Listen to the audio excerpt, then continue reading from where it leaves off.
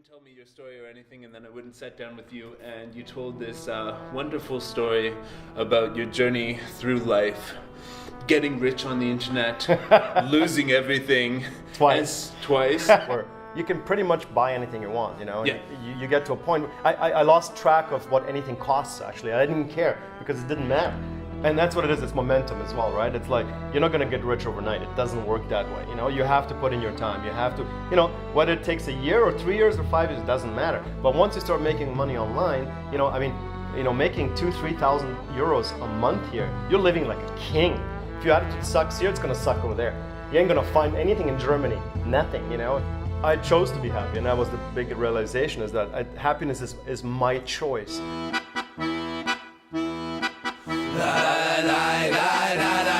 Belgrade Beat, the pulse of the city. You know, 10 million is not enough, and 100 million is not enough, and a billion is not enough, and then it's like, and then you become Trump. Hey guys, this is an interview that I'm very excited to share with you. This is my friend Mario, and he's gonna tell his story about making lots of money, losing it all, and then becoming spiritual. So I hope this is a story that will inspire lots of people to become entrepreneurs, especially in Serbia, and we've made it with that in mind. So without further ado, here's Mario Milanovic. Alright folks, welcome to Belgrade Beat, and my guest today is Mario Milanovic, who is an entrepreneur who is of Serbian background. You were born here, right? Yeah, I was born in Belgrade. You grew up in Germany, and you lived in Canada and the United States. Yep. And okay, you contacted me last year. You saw my YouTube channel. I thought we might have a nice coffee if we got together and talked. And I was like, okay, what the hell? I like meeting new people and stuff like that. You didn't even tell me your story or anything, and then I wouldn't sit down with you. And you told this wonderful story about your journey through life, getting rich on the internet, losing everything Twice, and somehow ending up here as a place where you wanted to spend more time in the place of your birth. So how does it feel these days when you're walking down the streets in Belgrade? It's springtime, there's hope in the air. Yeah, it's awesome. I mean, it's really, really fantastic, I guess. All the coffee shops are full. You know, they're starting to set up for spring, and you know, the clothing is coming off and everything, which is nice. And yeah, there's really a nice vibe right now, especially after the winter. It wasn't a bad winter, I don't think. But yeah, it definitely feels like a place in Europe, you know, and definitely feels like a place that maybe, you know, was the way maybe Prague was 20, 30 years ago, I suppose, right? Okay, and you know, this is something I constantly contend with myself, growing up in Canada, and basically having come here. Everybody thinks you're crazy. People here think you're crazy for wanting to be there. People in North America think you're crazy. Probably if you have any relatives left in Germany, they think you're crazy. So why is it not crazy to be in Serbia? Especially, okay, you're really successful in life and stuff like that. What draws you into this place? Is it the potential? Well, I think for me there was different reasons. I mean, one of the reasons I came here was really to reconnect with my Serbian heritage, because I left as a baby. And I'd never really spent any time here, so I wanted to really reconnect with the culture, with the spirit, see what it's all about, and what I found was absolutely incredible. The best way I can describe it is, you know when you go to Vegas and you just look at all the fake... I've never been there. Okay, but you've seen pictures and yeah, all that. Sure, I know the stereotypes, of right. course. I've watched Hangover, part one, right. for example. But when you're walking down the main street or whatever you're doing, you see all the fake things, right? You see the Eiffel Tower, you see all the gaudy statues and everything like that. Well, the way that they're trying to portray coolness, which doesn't work at all, you have the flip side, and the flip side is in Belgrade, it's so raw, it's so cool. They don't have to pretend anything. You know, it's almost like you're in a set, but it's not a set, it's real life. And that distinction, and I've been all over the world, you know, I mean, maybe Africa is a little bit, you know, South Africa is cool, a little bit more crazy, but overall, I think it's the realness of the people and it's the realness of life, which I think in the West is completely being washed over, you know, by so many different things, but media, for example. Exactly. Right? For example, yeah. So whatever coolness is, this place has got it. It's got a vibrant culture. It's got people who, you know, are into neat stuff, expressing themselves. But it's also got the dark side. Yeah, yeah. So did that hit you when you got here? You know, I think the first couple of months, and I've been here about a year now. The first couple of months, you're more like a tourist, anyways. Yeah. You know, and it was even weird because I hadn't been back in 25 years, and it was weird even to speak, to hear that many people speak Serbian. You know, because like I was part of the community a little bit back home, but not to this extent, obviously. After about 4 or 5 months, definitely, I think that once you have to go and experience some of the bureaucracy, which is absolutely insane here. I mean, I can't.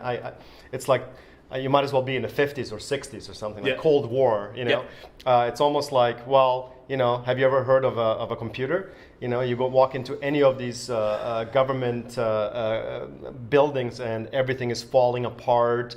The chairs don't work. I mean, it's a bit bizarre. There's potential to modernize that system. Well, definitely, definitely, absolutely. Yeah. But okay, and basically the feeling of this place is a lot of potential. Do you feel that this? Okay, so if you were, let's say, 20 years younger and you wanted to start a venture as an entrepreneur, would this be a good place for that? I think so. There's some caveats, I believe. Okay. One of the things is that I think that you should set up a business that operates or makes its money outside of Serbia, definitely. Just because, I mean, the buying power of people here is very low. Yeah. And the average salary, I think, is something like 350, 400 euros a month. Yeah. And, you know, so whatever you're selling, generally speaking, people are not going to have the money to buy it. Yeah, you know? But in terms of if you're making the next great app or website, is this the place? Absolutely.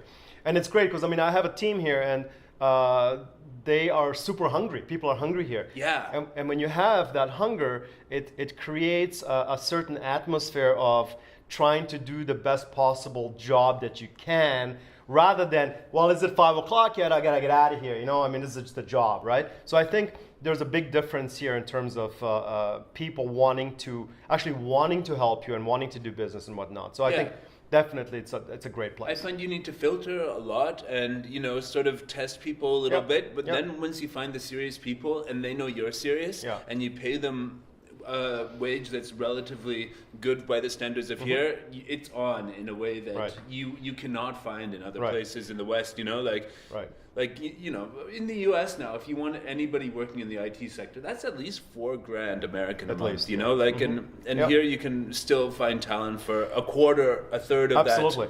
You know, and you have also, I mean, in North America, you have, you know, $4,000 only gets you so much. You know, if you really want the best guys, you're paying $10,000. You know, so it's like, you know, you definitely, the quality here is amazing.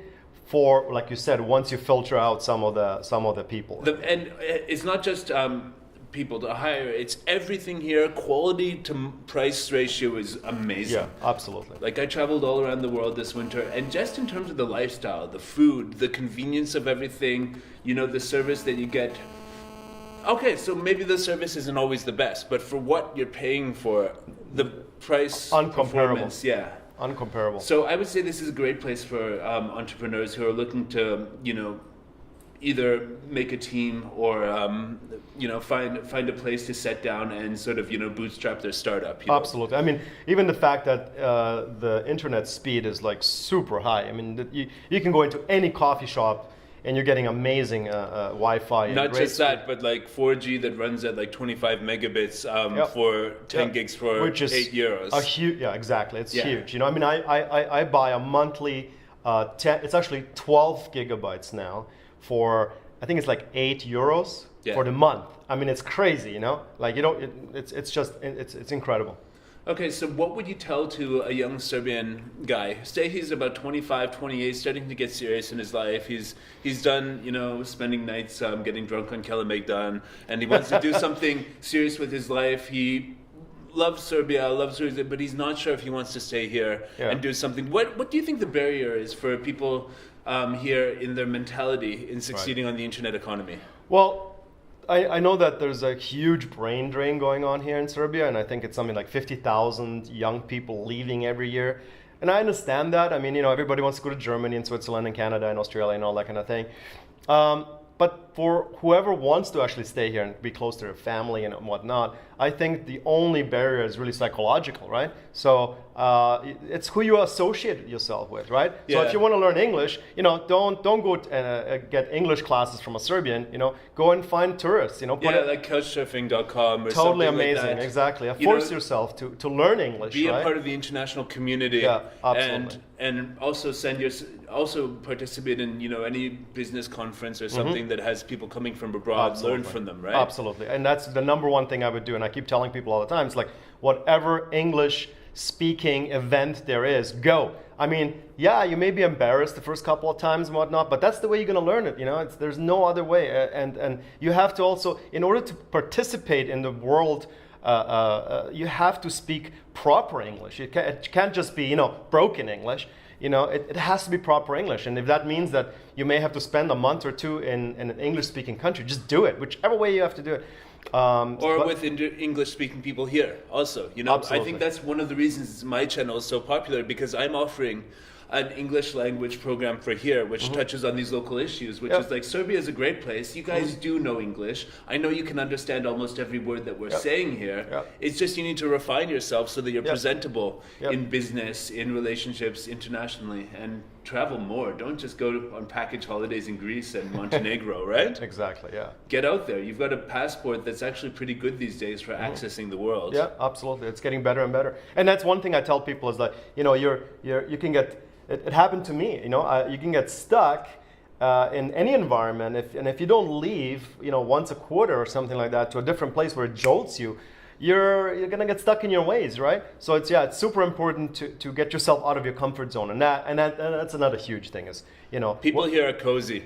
Well, they can be. I think it's anywhere in the world, but you're right. Living with mom and dad, and it can get. Well, when I wanted to move out in Toronto, I had to make enough money to do that. Yeah.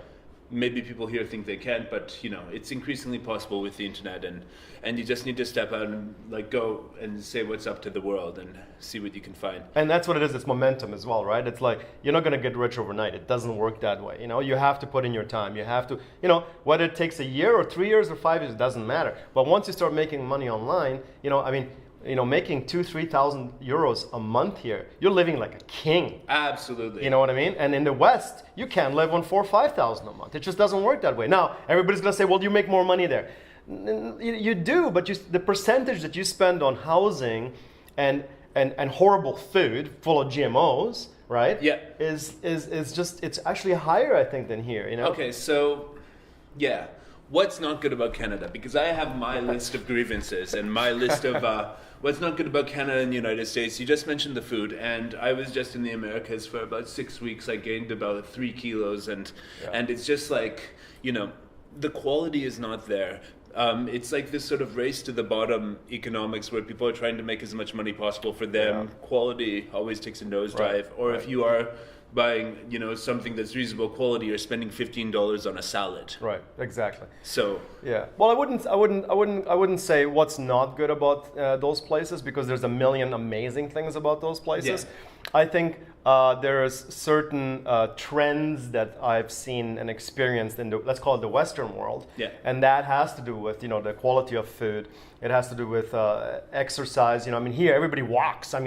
I'm walking 10-20 kilometers a day. It's crazy. I would walk, 300 meters at most in Canada from or the your US. car to the... Yeah, pretty much, right? So that in itself, and then, for me, political correctness is just getting out of hand in the West. Exactly, you even feel it here a little bit, but still, I haven't really, but the West definitely. I have over the last 6 or 7 years, definitely. But it's like, political correctness is this sort of constant policing yourself, and stuff just isn't funny anymore. Right. And it comes from, actually, political correctness comes from insecurities, right? Yeah. So if I'm in a place where I feel insecure because, everything, it's become this whole bubble society, right? Where every people are thinking that the government is going to take care of you. They don't take care of you. No. But now, all of a sudden, you can't say anything to anybody anymore. And it's becoming, walking on eggshells, right? Whereas in Eastern Europe, you just don't have that, it's real. When you tell somebody something, they don't take offense, and if they do, well, it's gone in 10 seconds, right? It's not like you have to go see a psychiatrist or something like that, you know? Yeah, I mean, everything has gone... Why do you think that is, that America has gotten so touchy ideologically? And it's insecurity, but is it also because people there don't have any real problems, so they need to manifest? Absolutely, yeah. There's this whole thing. And I think one of the things I heard in Canada was this whole thing with straws and how they outlawed straws and people, don't you have something better to do than worry about straws? I mean, I get the whole thing about plastic and everything like this, but you're right. It's about trying to find. I mean, in Vancouver they have an app, and that app, if you see anything anywhere in the city where there's a broken stone or a tile or anything like, you take a picture, and in 24 hours. Somebody's out there fixing it, and you're getting 16 text messages telling you what stage of progress this tile is. You know, so. Wow. Yes, you are looking, you're almost like starting to look, and that's what it is. Pretty much everything works, and now we're looking for things that don't work, and now we're going to complain about it, and blah, blah, blah, blah, blah. Whereas here, it's pretty much the opposite. You know, people have to survive, they have to pay for their bills, they have to pay for their food. It's a different thing. So when you have an environment where people actually have real problems, right, you have a different energy, and that energy, at least for me, was super refreshing. It was really, really real, and because whatever it is, life's getting on, and people are finding a way to enjoy themselves. Whereas I feel like everything in North America is quite ideal, but people find ways not to enjoy their lives, and that's a modern sickness. Right. No, absolutely. And ways to make divisions between people. And I think it's more in the cities in North America, because as soon as you go into the rural areas, and I've been really drawn more to. The kind of rural areas, I guess, right? Mountains and lakes and oceans and that kind of thing, you know, because you just don't have that hustle and bustle, and it's definitely so. Yeah, it's not everywhere. I think it's more in cities in the West rather than on farms or whatever it is. But it really just shows me that North America, like the culture, is sort of eating itself alive in a certain way, and the potential for growth, especially is in these quote-unquote developing countries, like, the ones in Asia, like Serbia, where the doors really open for people like us who sincerely appreciate the place, the culture, and want to come here and make lives better for people, I think. Yeah, I mean, for me, because I'm raised in the West, for me it has to be a balance. I can't live just in Eastern Europe or in Asia, and I spend a bit of time in both of those, and North America as well. I need a balance. So for me, it has to be balanced, because it's very difficult for me just to go into one place. By nature, I have a problem with that, But being 12 months in one place, I just can't do it. So I need to travel myself. So you're off to Canada next? Yeah, I'm off to Canada next. I was in Thailand a couple of months ago. I was there for 2 months. I like going every year. It's I need the beach. I need a little bit of different scenery and whatnot. But I mean, like I love being here. It's been the longest I've ever lived in Serbia, and it's been great. Yeah, and okay, so let's go what everybody probably wants to hear. Like, you made, during the internet boom 10, 15 years ago, you made a lot of money, right? Yeah. Some would say. All right, so let's not get specific. There's a couple other interviews you've done where you describe the whole process. But how does it feel to start as a guy on your computer, writing some code, and turn into wealthy, jet-setting individual? What does that transition look like? Did you feel alone at the beginning? How did it evolve into the whole lifestyle? And how did it feel once you made it? Well, I don't think I can't take credit just by myself. I mean, you need a team, right? Yeah. So I think the one thing I realized is that I can't really be, the guy that knows everything, right? Yeah. So, I mean, coding and all that, I did for a little while, but then I realized, look, there's people that are better at it, and so forth and so on. So I try to surround myself with great people, and that's the beauty about Serbia. You have this array of people. They're coders, they're gamers, they're designers. They can do anything, right? And they're looking for stuff to do with 100%. people who are absolutely right. So I think the transition. Where did you live when you started this internet marketing business? I was in Canada, and then I moved to U.S. I would say, right? Yeah, okay. I lived in San Diego for 10 years. And how did the entrepreneurial environment in the U.S. inspire you? Were there lots of people around you who were like starting this, starting that? Yeah. I mean, no matter what you say about the US, of all the negative things and whatnot, it's the place to do business. I mean, there's no doubt about it. It's so much easier. Like, I've been working with them this year and last year more than the British, which I started with working from here because the time zones were closer. And Americans are just so much easier 100%. to work with. They don't care where the hell you're from or what your name is, as long as you can deliver the results. 100%. So it's definitely an environment which fosters entrepreneurship. However, there's a heck of a lot more people that, running after the same thing. So, it goes both ways, whatnot. But I think the day that I realized, like, when you make your first $10 on your first dollar spent, that's when, the celebration for me happened. And it was just like, wow, this really, you have to convince yourself that it's actually possible. It doesn't matter what I say or what you say, what anybody says. Until you actually see that you're making money, that's the big step, right? And so on the road to actually making money and actually feeling successful, knowing that it was sustainable, growing, etc., did you reach a crisis point in the initial stages of starting your venture where you weren't sure if you could continue? I think that the scalability of online sales is insane. It's geometric. Yeah. So I always tell people, like, at one point I think we were selling 3 things per second. So that in a physical world is impossible. You can't have a store where you sell 3 things a second. I mean, there's a cash register, people have to line up, whatever it is. So you have to start thinking geometrically, not linearly, right? Yeah. And that's the beauty about online sales or online marketing, is that once you see that type of expansion or the possibility of expansion, the moon is the limit, And so when did you feel like you'd made it? What were the metrics? What entered your life when you had made it? When did you feel like you were a successful entrepreneur and stopped feeling the need to grind, the need to, Yeah, I think it was actually, I was in Chicago at a seminar, and it was a Perry Marshall seminar, which is one of my mentors. And I had a partner at the time, and we had invested, I can't even remember, maybe like 2 months of something like $300-400 a day in Google ads. And it was it was like gambling at that point. Felt like it, right? It was like losses.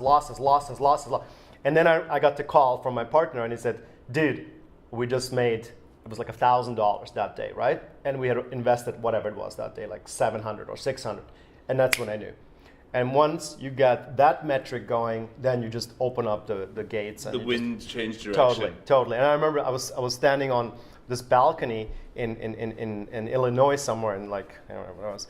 And it was just like, I was doing the happy dance. It was that feeling, I mean, I can feel it right now. It's just like, oh my God, I did it. I can't believe it. And it's like, blah, blah. And that feeling is like, it's just the best in the world. And how did that change your life once you were successful, had more money, then was paying all your bills and all your fun, and you didn't know what to do with all the money? How did that change your life? What does that feel like? The feeling is that, there's a lot of feelings. One of them is that, it's dangerous because you can get to a spot, which I think I got to, where you can pretty much buy anything you want, Yeah. You get to a point where I lost track of what anything costs, actually. I didn't care because it didn't matter, and so you can get taken over by this inability to actually measure things in life because you can just, buy anything you want.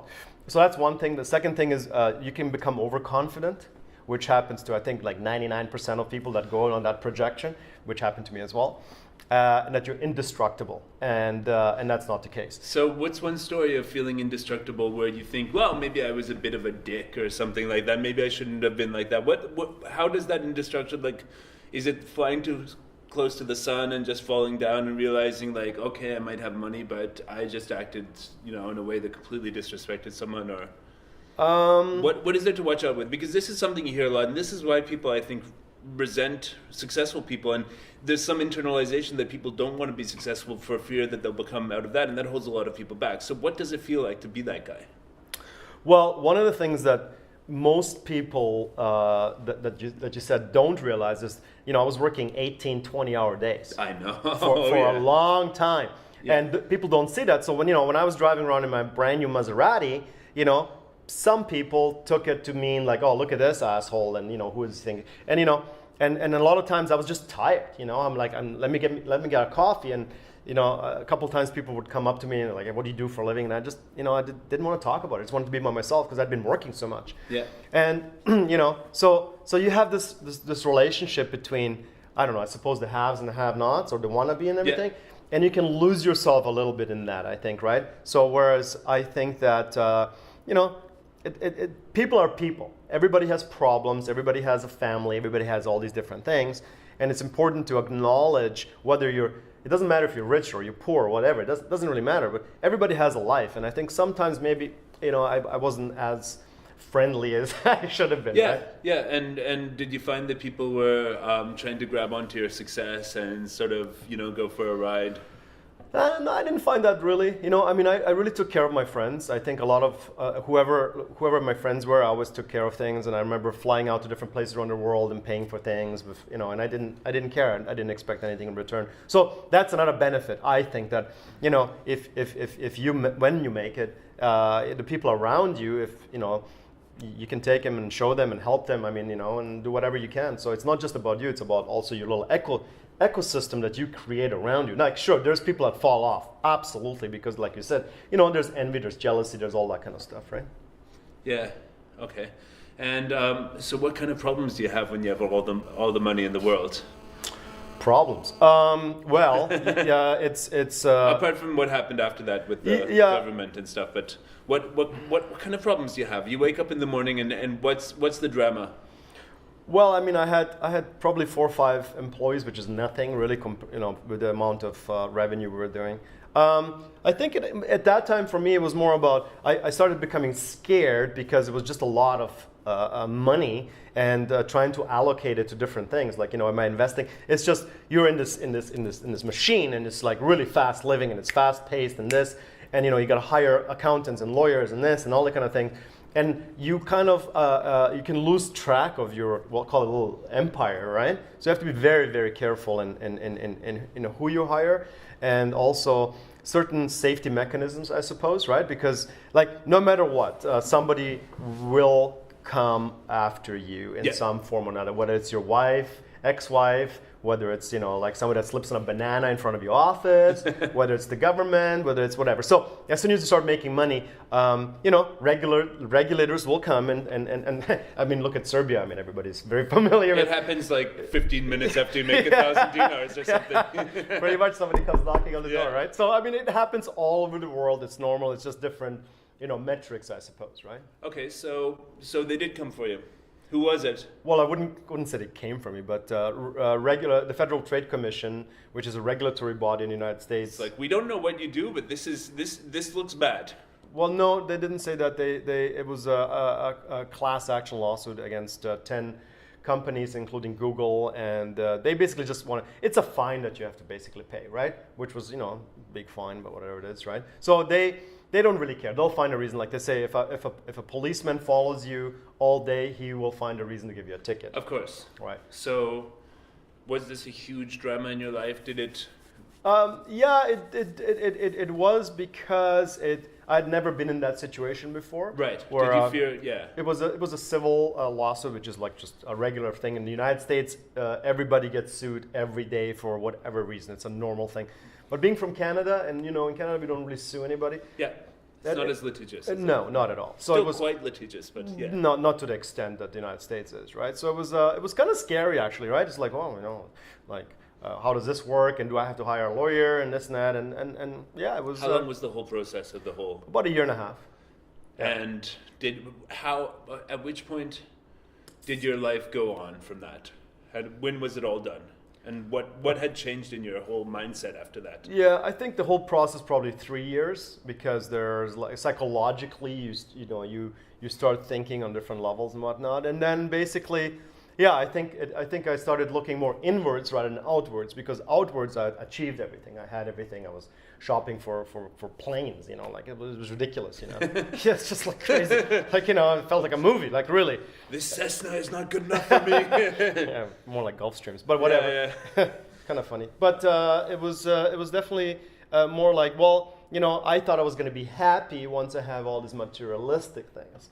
And then I realized, well, there's got to be something else, got to be another way, right? So then you turn kind of how we would best describe as spiritual, right? Yeah, I suppose I wanted to see like if materialistic things can't make me happy, then what can?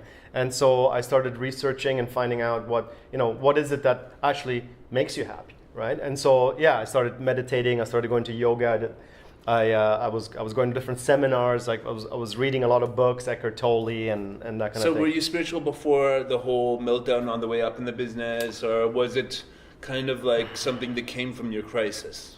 Yeah, I mean, spiritual, not. I don't think so. Yeah, it was a crisis point. Definitely, yeah, it has to be. So you had to think, well, there must be more to life 100% than this. Yeah, there must be more to life than just like being able to buy stuff and I think once your minimum requirements have been met, such as your house, your food, your whatever, your shoes, there's actually very little that you need to live on, and the rest is all gravy. And now it's been proven. I think you have all these metrics, right? And I think like I don't know, $60,000 per year in a Western society there's no difference in happiness between that and somebody making $1 million. So like 20,000 euros here or something would be like 30, everybody, 40, whatever it 30, is. Whatever it is. Yeah, exactly. And that's something that is completely against anything that I thought, because I was like, well, once I have $6 million in the bank, I'll be happy. But there's always another level, right? There's always, and your ego kicks in, and then 10 million is not enough, and 100 million is not enough, and $1 billion is not enough, and then it's like. And then you become Trump, right? Then next thing you know, you're the president and you're miserable. Yeah, it doesn't look very happy. But, and so, yeah, I mean. So how did you become happy? Because you are one of the most relaxed and calm, and I can say happy people I know. I chose to be happy, and that was the big realization, is that happiness is my choice. And before, I thought it would be, again, external things, the girl, the car, the house, the nice suit, the bike, whatever.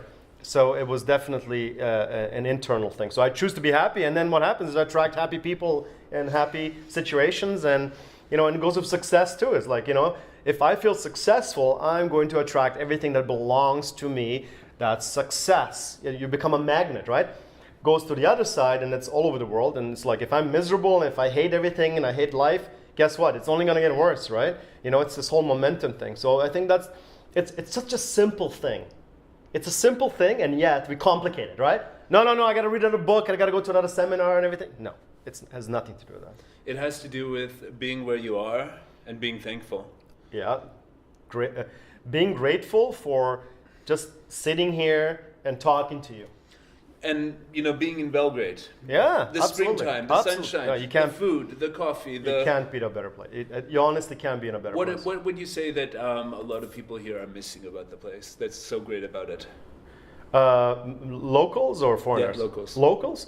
Well, the fact that you can go out at 11 or 12 at night on a Monday night and sit outside in a cafe surrounded by hundreds of people, enjoying company of your friends or whoever you're meeting, I mean, that in itself is just incredible. I mean, name one Western city where, after 9 o'clock anything happens. Very few of them, right? Yeah. Everybody's in bed by 8:30 watching Netflix, Yeah. And what do you view as, how do you feel would be the best way to contribute to the society for people who are already successful? Maybe they're Serbs abroad who are watching this. Maybe they're people who have come back, or people who have become successful here. Yeah. What's the best way that we could contribute to this this society? I think expats, especially, I think they can hire Serbian kids to do their thing. I mean, I mean, there's especially the Serbian, diaspora, or whatever you call it. There's millions and millions of people all over the world that basically could hire Serbian, kids if you work online, even if you don't work online. You need a logo done, you need something. Don't go to Fiverr, just hire a local Serbian talent, and then see what happens. In terms of people from here, just get like I said before, get involved in the English-speaking entrepreneurial business world. And I mean, it's scary. It's scary. It's definitely scary. But just do it and show up. And that's the one thing, is that it's like, just show up once a week, once a month, whatever it is. Just like the discipline, and that's something that I think people all over the world and here as well lack is that, this whole discipline, right? Yeah. But of course, you grew up in Germany, so. Well, a little different, yeah. Yeah, that's a little. Yeah. How did growing up in Germany affect you? I mean, what was that like to be like a Balkan immigrant in what, the 70s or? No, 80s. Yeah, it was. I mean, I still speak German and I'm fluent in it, so nobody really knew I was a foreigner. But my parents definitely. There was a lot of racism against them and all that, and they had it tough. I mean, they came in the 60s, I think, to Germany and all that. The first people and whatnot. How it affected me, I think. I mean, man, German society, and especially then, it was like it was a very, very, very disciplined. Like they say, the train. And you were in South Germany, Bavaria, right? Munich, yeah. I mean, everything is, it goes by the minute. If you're late 1 second, they frown upon it. So you have this whole, machine-like robotic, robotic environment, which neurotic, robotic. There's some, definitely that, but look, they have fun, they have their beer and all that, and it's great. That's the thing that gets me, yeah. So, and how was the transition into Canada when you moved there? It was difficult. Awkward? I didn't speak. Be a teenager, right? I didn't speak any English, so that was really difficult. So the first year or two, I was kind of an outcast, let's say. I played football, so made some friends with that. That's soccer. Football, whatever, and so it wasn't easy. It was I emigrated with my mom, and it was very tough actually. But again, it goes back to the discipline, right? It's like doing something over and over and over again. Do you still feel like an outsider? Yeah, because definitely. I always do. Yeah, definitely. Yeah, definitely. As well. Yeah, it's like you don't feel like you belong. And I think that that's a huge thing. Is like, and then at the end of the day, it's like, well, where do we all belong? Like, is that a country? Is it a city? Is it like my profession? But again, it goes back to identifying with something, right? Which doesn't work. Yeah, right? It's like okay, you're like a custom operating system. I think to look at it like that, you're a custom operating system, and so am I. And you interface with different things, what you can provide and what a place can provide for you. Right. It's not like I mean, I feel I belong in Belgrade, but I also feel like I belong in Toronto, but those are two completely different sides Absolutely, of me, yeah. And it's almost like, this is probably the best thing about working and living online, and thank God I've been making my livelihood for the last 15, 16 years, 17 years now online, is the ability to go anywhere in the world, which I didn't take for so many years, right? I didn't do that. You're in Vancouver, San Diego? San Diego, I was kind of going back and forth. And the ability to do that and actually execute on that. And this is the number one thing people say to me. It's like, well, you're so lucky you can work online, you can be anywhere in the world.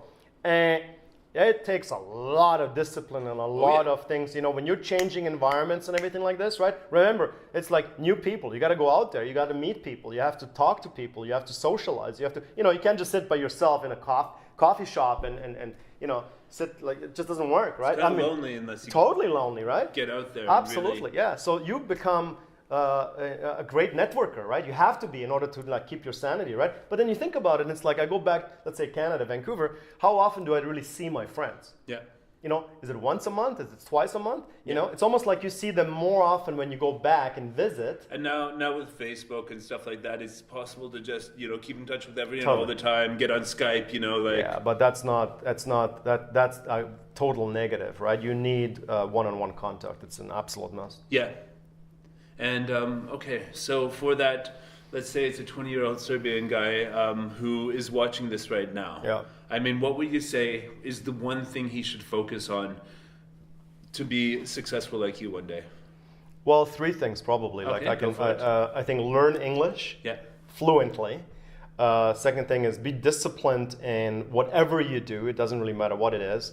And then the other thing is, remember the grass is always greener on the other side. And it just doesn't work that way, It's like the people that ask me here is like, oh, you're from Canada, great. So, how is life there? And you know what I say?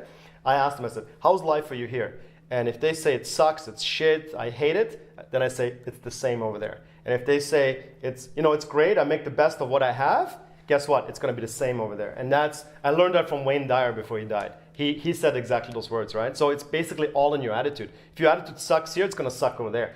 You ain't gonna find anything in Germany. Nothing, If there's something missing in you, it's gonna be missing everywhere. Exactly, right? And and so those are the things. Is like you guys have a lot of challenges here in this country, and I think you also have this incredible opportunity to really make a difference for the next generation, so to speak, right? Oh, And, wow, yeah. you know, it's Think of it like that, that adds a whole lot of purpose to it, doesn't absolutely, right? So yeah, it's difficult, it's this, it's that, but you know what? Like nothing in life is easy, and anything that is easy is just not worth fighting for, right? So it's like, you know, if you want to fight for your country, don't just go to Germany and Switzerland, right? And just send money back, because at the end of the day, you're not going to be happy anyways, right? So it's like, hey, try to figure it out here. There's a lot of entrepreneurs here and a lot of companies and this and that. And 10, 20 years from now, it has to be different just by the fact that technology is becoming more encompassing in daily life, you know? I mean... Okay, and what would you say to the expats who are watching this, who are thinking of coming back and making a life here? What advice would you give to them? I totally do it, you know? I mean, for me, it's been great to connect with the Serbian culture, which, you know, I've learned so much. It's incredible. And just the energy, you know, even just traveling around Serbia in the different mountains and whatnot, you can't describe, you have to experience it. I mean, if you have, don't just come for a week or two. You're a tourist. You're no different than, you know, some guy from whatever, Atlanta or something, right? So come and live for a month or two. If you can't do it, well, that's your prerogative, right? But I think if I wouldn't have taken a year of my life to sample my heritage, I would have really missed out in my life. Yeah. Do you feel that it's awakened things inside of you that will be, totally. you know, like you're taking it back with you, you're taking totally, a new found sense of identity, right? Yeah, totally, absolutely. What are you going to miss about this place? Well, besides you? Well, the people, the food, you know, I love the lake, you know, Ada Ciganlija, it's just incredible. I mean, and anybody that hasn't been here, there's a lake in the middle of the city, and there's restaurants and bars and everything around it. It's gigantic. It's huge. It's incredible. You can't find that in No, North I America. mean, no, it's incredible. You know, you know, the nightlife it's insane. You know, you can get anything you want on a Monday, Tuesday, whatever. The cafes. I mean, you know, even just walking down the streets, you know, in Old Town and Dortchul and everything. Just the lifestyle, the flow of life. Totally, you know, and yeah, those are the things I want to miss. Yeah. Okay, well, great. Belgrade's going to miss you, and this will be your calling card for when you come back. I mean, sounds good. I'm sure you'll get lots of comments of people, and Cool. I mean, thanks a lot for doing this, and thanks a lot for sharing your story, which is very interesting. And I think it's a little bit of a reality check for some people that, you know, you can make gazillions of dollars around the world, fly around the world, but still just coming back to Belgrade and experiencing what everybody here has access to for free can be something so valuable for you. Absolutely. Cool. All right. Thanks a lot. Yeah, you're welcome.